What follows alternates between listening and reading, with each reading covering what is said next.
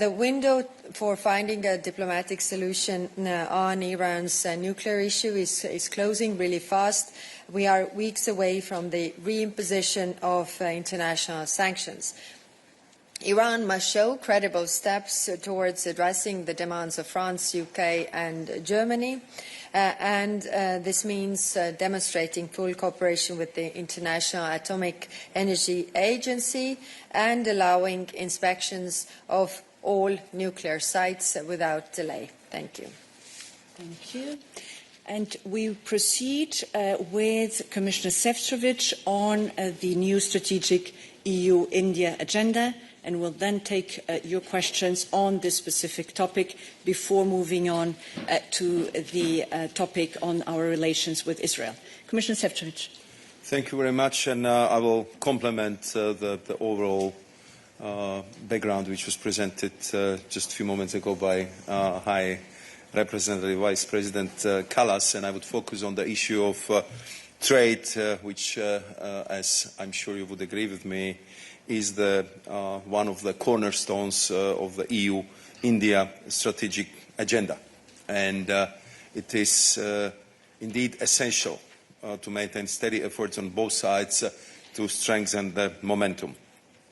Trade between EU and India has grown by 90% over the past decade, and if you just look at the last year, 2024, we traded goods worth some 120 billion euros, making the European Union India's largest trading partner, ahead of US and ahead of China. Over 6,000 European companies now operate in India, employing 2 million people directly and supporting another 6 million jobs indirectly. So even in such a big country like India, this is very significant. I would also underline the fact that in just 5 years, EU investment in India has nearly doubled to 140 billion euros, making us one of India's top investors. And yet, I am absolutely convinced we have only scratched the surface.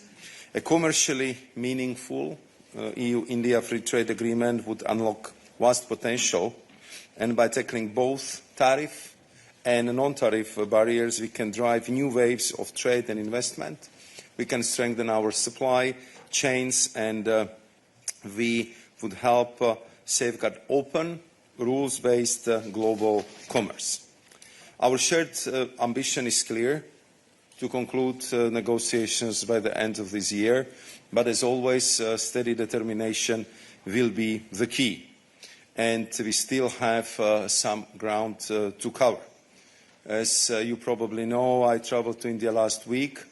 It was already my third visit this year in an effort to advance the negotiations, which have now reached 13 rounds.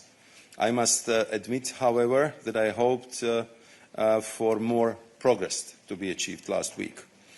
I remain in frequent contact with my counterpart, Minister Goyal, as there is undoubtedly much to gain for both the EU and India if we get this right, and this is on what we are